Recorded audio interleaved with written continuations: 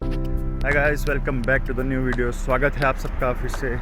बड़े दिनों के बाद वीडियो बना रहा हूँ क्योंकि टाइम ही बिल्कुल भी नहीं मिल रहा था। और मैंने जितनी भी पहली वीडियोस डाली थी वो सारी वीडियोस मैंने टोरंटो में रह के डाली थी, स्कारबोरो में। बट अभी जहाँ पर हूँ मैं वाटरलू में मूव हो गया हूँ क्योंकि कॉलेज चालू हो गई है। तो आगे बात करते हैं।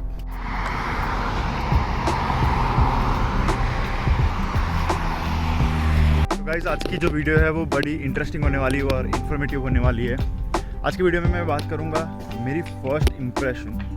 जो मैं पहले स्कारबोरो में रहता था, उसके बाद में यहाँ पर वाटरलू में शिफ्ट हुआ, किचनर वाटरलू के अंदर। तो मेरी फर्स्ट इम्प्रेशन क्या है वाटरलू की, उसके प्रोस एंड कॉन्स क्या है, क्या चीज़ें मुझे अच्छी लगी, क्या चीज़ें मुझे बुरी लगी दोनों जगह की। तो साइड बाय साइड थोड़ा बहुत कंपेरिजन करेंगे। फर्स्ट इंप्रेशन रहेगा, इतना नहीं है कि डिटेल में जाके मैं बात करूँ, और जो मैंने फील किया वही बात करेंगे। तो शायद अगर कोई यहाँ पर आ रहा है तो उनके लिए हाँ, ये पॉजिटिव थिंग्स रहे और नेगेटिव थिंग्स भी वो लोग माइंड में रखें। क्योंकि मैंने भी ये सब एरिया के बारे में, कि ये छोटी छोटी एरियाज है, छोटे छोटे टाउन्स है, तो मैंने भी कुछ नेगेटिव बातें सुनी थी और उसकी वजह से मेरे दिमाग में वो चीज़ें फंस गई थी कि यार negative negative negative negative. But हाँ, अच्छी जगह है। तो धीरे धीरे बात करता है, एक एक पॉइंट में साइड बाय साइड कंपेयर करूँगा और आपको बताते रहूँगा। तो ये जो एरिया है यहाँ पर मैं रहता हूँ, ये जो कम्युनिटी है वो बहुत बड़ी है और यहाँ पर बहुत सारे घर भी है और आजू बाजू में भी पब्लिक ज़्यादा रहती है। तो ऐसा नहीं है कि बिल्कुल भी यहाँ पर पब्लिक नहीं दिखती है। गाइस, यहाँ पर मेरी बस आएगी और उसके एग्जैक्ट पीछे ये कब्रिस्तान है, ग्रेवयार्ड, और इतना वेल मेंटेन्ड है। तो कंपैरिजन चालू करते हैं। सबसे बड़ा जो चेंज मैंने नोटिस किया स्कारबोरो और किचनर वाटरलू के अंदर, कि यहाँ पर किचनर वाटरलू के अंदर इंग्लिश पब्लिक बहुत ज़्यादा है। मतलब फॉरेनर बोल लो, कैनेडियन बोल लो, या तो फिर कहीं और से माइग्रेट होकर यहाँ पर आई हुई पब्लिक बोल लो। बट स्कारबोरो के अंदर ऐसा है कि इंडियंस ज़्यादा है, साउथ से लोग ज़्यादा है, और सब लोग हिंदी में बात करते हैं। मैक्सिमम वहाँ पर कम्युनिटी चाइनीज़ भी है। तो मैंने हार्डली कोई फॉरेनर वहाँ पर देखा होगा। बट यहाँ पर आके मैंने नोटिस किया कि इतने ज़्यादा फॉरेनर है। और एक्चुअल में अभी लग रहा है कि हाँ, अभी मैं कनाडा में आया हुआ हूँ, क्योंकि वहाँ पर इतना फील नहीं होता था कि ये कनाडा है, एक्सेप्ट कि बड़ी बड़ी buildings and everything. But actual अगर कनाडा का फील आ रहा है तो यहाँ पर आके आ रहा है, क्योंकि यहाँ पर फॉरेनर पब्लिक ज़्यादा है।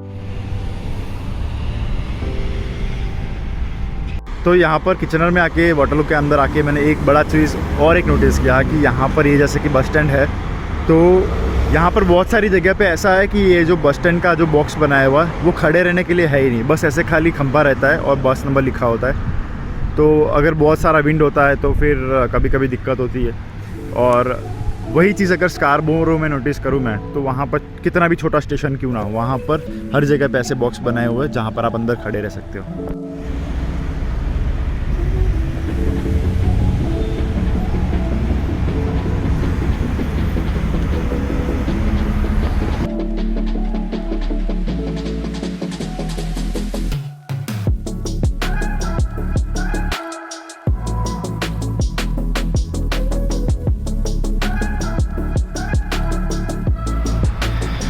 दूसरी चीज़ ये है कि यहाँ पर जो ट्रांसपोर्टेशन है वो GRT है। This is GRT।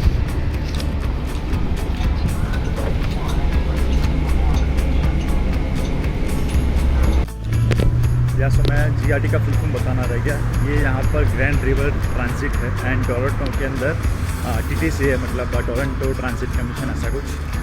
बट इतना कुछ फ़र्क नहीं है। बट हाँ, एक फ़र्क है कि यहाँ पर अगर वाटरलू किचनर के अंदर आते हो तो आपको नया पास बनाना पड़ेगा, टोरंटो का पास नहीं चलेगा।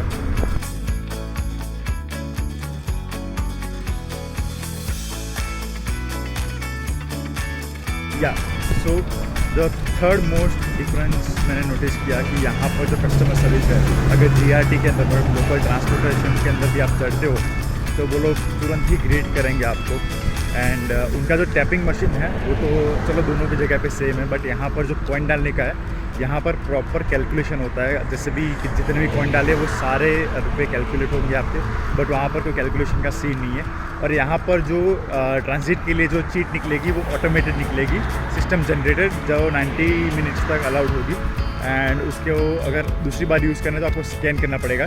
और जबकि वहाँ पर टोरंटो के अंदर ये है कि आपको एक मैनुअल चीट दिया जाएगा, वो आप पूरे दिन भी यूज़ कर सकते हो अगर आपको पैसे पे नहीं करने, तो इतना कुछ लोड नहीं है वहाँ पर। Not only that, Kitchener Waterloo के अंदर अगर आप बस में से उतरते हो तो वो लोग आपको आगे से बाय बोलेंगे या फिर हैव अ गुड डे बोलेंगे। और यहाँ पर भी लोग ग्रीट करते हैं कि जैसे ही बस में से उतरे तो बाय बोल के जाते हैं, बट वहाँ पर ऐसा कोई सीन नहीं है। वहाँ पर आप बोलो तो भी कोई फ़र्क नहीं पड़ता, ना बोलो तो भी कोई फ़र्क नहीं पड़ता, बट ड्राइवर कभी सामने से इनिशिएट नहीं करता। ये चीज़ मैंने एक बड़ी नोटिस की। एक चीज़ मुझे जो यहाँ पर वाटरलू के अंदर पसंद नहीं आई, वाटरलू बोल लो या किचनर बोल लो, वो है कि फ्रीक्वेंसी ऑफ द ट्रांसपोर्टेशन।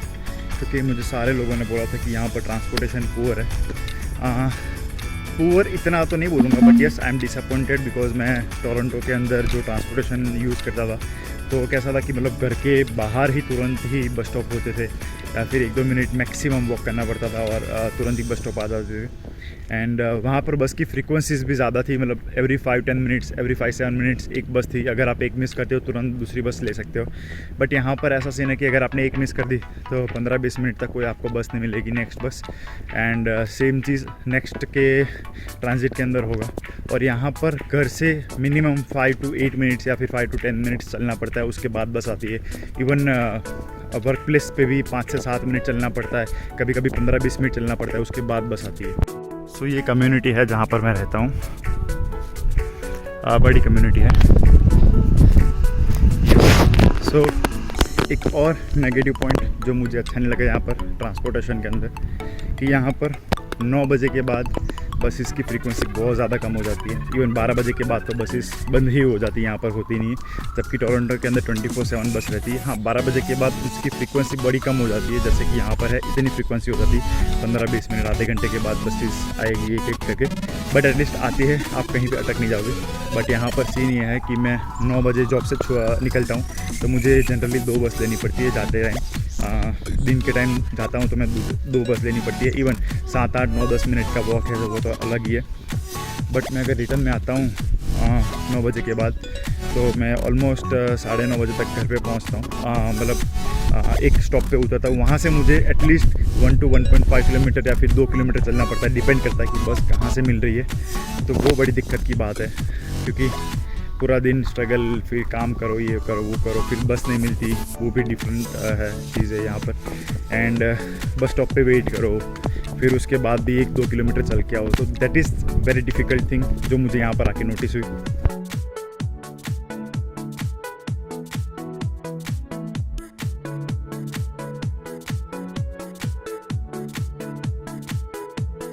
सो अभी ट्रांसपोर्टेशन सिस्टम की तो बहुत बात कर ली कि ट्रांसपोर्टेशन अच्छा भी है, ट्रांसपोर्टेशन बुरा भी है, दोनों साइड के प्रोस एंड कॉन्स की बात कर ली। बट अभी बात करेंगे कि लोकालिटी की, कि लोकालिटी कैसी है। तो ये जो वाटरलू एरिया है, वाटरलू, उसके साइड में किचनर है, उसके साइड में कैम्ब्रिज है, उसके साइड में गल्फ है। तो ये सब छोटे छोटे एरियाज़ है, छोटी छोटी कम्युनिटीज़ बोल सकते हो। कम्युनिटीज़ तो नहीं बोलेंगे, बट छोटे छोटे एरियाज़ एंड छोटी छोटी सिटीज़ है। कंपेयर टू स्कारबोरो और टोरंटो बहुत ही ज़्यादा छोटे एरियाज़ है। और ये एरिया, इसके अंदर अगर आप एंटर करते हो किचनर वाटरलू के अंदर, तो आपको एक बड़ा डिफरेंस दिखेगा कि आपको बड़ी बिल्डिंग्स नहीं दिखेगी। जो स्काई टावर्स और इतने बड़े बड़े बिल्डिंग्स होती है, वो यहाँ पर वाटरलू किचनर के अंदर बिल्कुल भी नहीं है। देखने को मिलेंगे तो भी इतने बड़े नहीं होंगे कंपेयर टू टोरंटो साइड, क्योंकि टोरंटो के अंदर आप कहीं पे भी नज़र डालोगे आपको बड़ी बड़ी बिल्डिंग्स दिखेगी दूर से ही। तो ये एक बड़ा डिफरेंस है। बट यहाँ पर जो कम्युनिटीज़ है, एरिया है, वो छोटे छोटे घर वाले हैं। मतलब कहीं पे भी जाओगे तो आपको 1-2 माले के घर मिलेंगे या फिर टाउन हाउस मिलेंगे। बट यहाँ का जो एरिया है वो बहुत ही पीसफुल है, बहुत ही ज़्यादा काम है। और टोरंटो की अगर बात करें तो मैं 9th फ्लोर पे रहता था और मेन एरिया के साइड के यहाँ पर घर था, तो बहुत ज़्यादा शोर शराबा रहता था, गाड़ियों की आवाज़ आती। बट यहाँ पर अगर आप बाहर की साइड भी जाते तो इतना आवाज़ नहीं रहता, मतलब आपको पीस ऑफ माइंड मिल जाता है यहाँ पर। ये देखो गाइस, मैं बोल रहा था ना कि यहाँ पर बहुत सारी जगह है जहाँ पर खाली ये खंभे लगे हुए हैं और खाली बस के नंबर लिखे हुए हैं, कोई बॉक्स नहीं है जहाँ पर अंदर रख के खड़े रह सकते। सामने भी सेम सिचुएशन है। हाँ, ये रहा।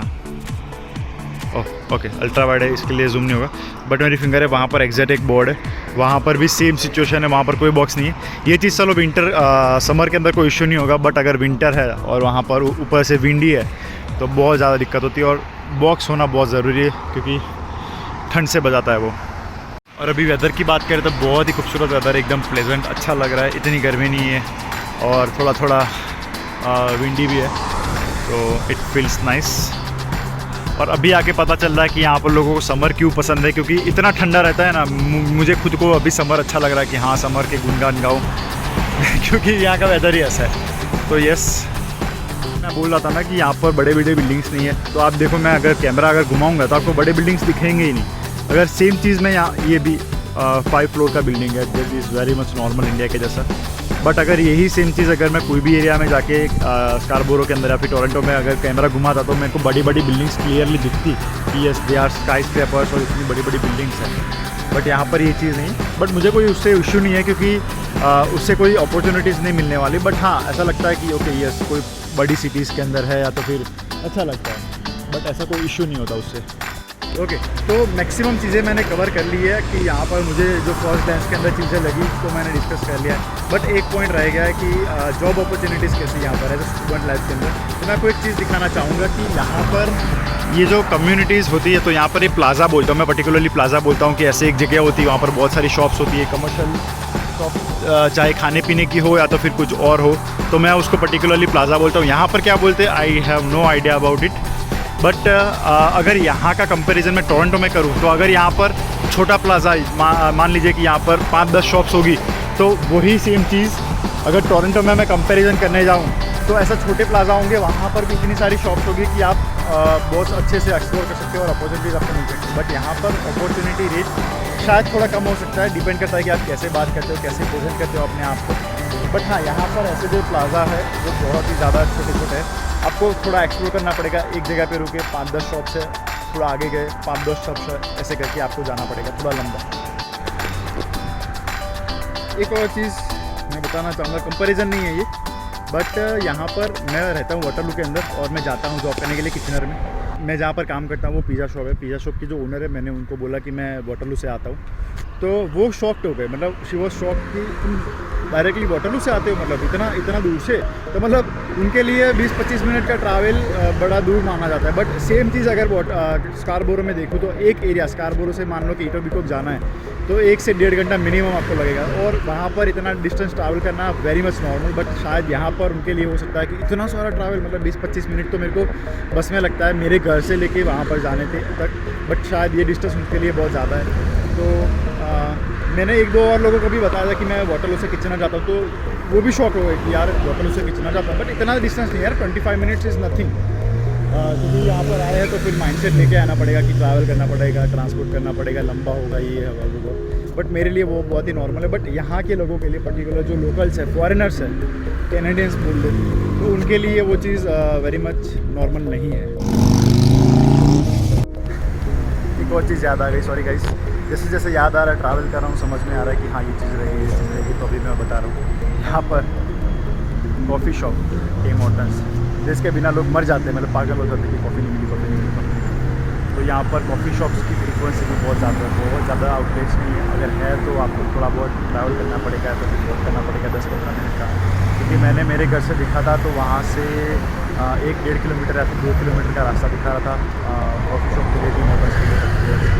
तो यस, मैक कैफ़ेज़ भी मैंने नहीं देखे, मैकडॉनल्ड्स, तो ये उसकी फ्रीक्वेंसी भी बहुत कम है, उसके आउटलेट्स बहुत ज़्यादा कम है। और मुझे तो चाय पसंद है तो मैं चाय प्रीफर करता हूँ, बट हाँ फ्रीक्वेंसी। ओके, सो कपड़े मैंने चेंज कर लिए। तो सेम डे पे मैं वीडियो बना रहा हूँ कि मैं कॉलेज से आया, खाना खाया, एंड अभी मैं जा रहा हूँ शूट पे 3 to 9 का आज का जॉब का टाइमिंग है, इसलिए मैंने कपड़े चेंज किए। यस, तो अभी फाइनली बात आती है जॉब अपॉर्चुनिटीज़ के ऊपर जो स्टूडेंट ढूंढते हैं यहाँ पर। तो मैंने बहुत ही नेगेटिव सुना था कि जॉब नहीं मिलती, ऐसा है वैसा है, बट ऐसा नहीं है। जॉब के लिए ढूंढना पड़ता है। जैसे कि मैंने जो वीडियो बनाई हुई है जॉब हंट के बारे में, सेम चीज़ मैंने यहाँ पर फॉलो की। मैं यहाँ पर आया था 2nd को नाइट में, 3rd को मैंने ऐसे ही फ्रेंड्स के साथ इकट्ठा हुए थे, गैदर किया था, कॉलेज वाले फ्रेंड्स थे। एंड 3rd को मैं एक और फ्रेंड से मिलने आया था, वाटरलू से आया था किचनर के अंदर, और मैंने एकदम रैंडमली बोल दिया कि चलो जॉब ढूंढने जाते हैं। एंड फ्रेंड ने बोला कि चलो निकलते हैं। तो उसका जो एरिया था लोकल, उसी के आसपास हम लोगों ने वॉक कर करके सारे रिज्यूम्स डिस्ट्रीब्यूट किए थे। 10 रिज्यूम ही डिस्ट्रीब्यूट किए थे। बट एक अप्रोच रखना पड़ता है कि आपको जॉब चाहिए तो आपका कॉन्फिडेंस कैसा है, ऐसा वैसा आप हैंडल कर पाओगे कस्टमर सर्विस हो या फिर कोई भी जॉब है, तो कम्युनिकेशन हैंडल कर पाओगे कि नहीं, तो वही वो लोग चेक करते हैं। एंड हमको बहुत अच्छा रिस्पॉन्स मिला था क्योंकि अप्रोच ऐसा रखना पड़ता है। एंड अप्रोच रखा था इन 2nd डे पे, तो फ़ोन भी आ गया कि ओके आप यहाँ पर आ जाओ, हम लोग बात कर लेते हैं ऐसे करके। एंड मेरा जॉब फाइनल हो गया था। तो ऐसा नहीं है, जॉब आराम से मिल जाता है। और गाइस एक लास्ट चीज़ मैं आपको बताना चाहूँगा जॉब अपॉर्चुनिटी के लिए, कि ऐसा है कि यहाँ पर अगर कोई नॉर्मल जॉब करते हो कोई शॉप्स के अंदर, तो वहाँ पर मिनिमम जो वेज रेट रहेगा वो $15 रहेगा। और अगर आपको ज़्यादा वेज रेट चाहिए तो उसके लिए आप फैक्ट्री शिफ्ट कर सकते हो। बट फैक्ट्री शिफ्ट के अंदर एक ही इशू है किचनर वाटरलू के अंदर, कि वहाँ पर क्या, यहाँ पर जो है फैक्ट्री शिफ्ट में आपको फुल टाइम जाना पड़ेगा, मतलब 40 आवर्स 5 डेज़ रेगुलर जाना पड़ेगा, एक पर्टिकुलर जॉब के जैसा हो जाएगा। बट ऐसा नहीं कि आप फ्लेक्सिबल शिफ्ट कर सकते हो। वही चीज़ अगर स्कारबोरो में देखा जाए टोरंटो के अंदर, तो वहाँ पर आपको फ्लेक्सिबल शिफ्ट मिल जाती है कि अगर आपके पास आवर्स पेंडिंग पड़े हैं थोड़े बहुत, तो वो आप आवर्स यूटिलाइज़ कर सकते हो। और पे रेट तो सेम ही रहेगा ऑलमोस्ट, डिपेंड करता है कि कौन सी फैक्ट्री है और कहाँ से आप लोग जा रहे हो। बट यहाँ पर फ्लेक्सिबिलिटी नहीं मिलती है फैक्ट्री शिफ्ट के अंदर, जबकि वहाँ पर टोरंटो में आपको मिल जाती है। एट द एंड मैं यही बोलूँगा कि सब जगह के अपने प्रोस एंड कॉन्स होते हैं, तो आपको डिसाइड करना रहेगा कि आपको क्या करना है, कैसे रहना है। एंड मुझे तो यह जगह अभी तक अच्छी लग रही है, ऐसा नहीं है कि मेरे को मज़ा नहीं आ रहा। और जॉब्स भी अवेलेबल है, ऐसा नहीं है कि जॉब्स नहीं है। और जैसा मैंने सुना था, तो यस ये बात कहीं सुनी बातें मैं बिलीव नहीं करूँगा, मैं खुद ढूंढूंगा। अगर मुझे नहीं मिलती है, मैं एफर्ट्स डालने के बाद, तब मैं शायद बोल सकता हूँ कि हाँ यार यहाँ पर जॉब्स अपॉर्चुनिटी नहीं है, ऐसा वैसा। बट ऐसा बिल्कुल भी नहीं है, मुझे एक दिन में मिली तो आपको भी एक दिन में मिल सकती है। तो बस वही है कि आपको एफर्ट्स डालने पड़ेंगे। एंड जगह तो अच्छी है ही। गाइस मैं गलत भी हो सकता हूँ, मैं सही भी हो सकता हूँ, बट ये मेरे व्यूज़ थे जिस हिसाब से मैंने फील किया कि मेरे फर्स्ट डांस के अंदर मुझे ऐसा फील हुआ दोनों जगह पर रहने के बाद। तो अगर वीडियो पसंद आई हो तो लाइक कर दीजिएगा। कोई अगर आने की यहाँ पर सोच रहा है तो ये वीडियो को ज़रूर दिखाइएगा, दोस्तों के साथ शेयर कर दीजिएगा एंड चैनल को सब्सक्राइब कर दीजिएगा। मिलते हैं नेक्स्ट वीडियो में। Bye bye, see you, take care.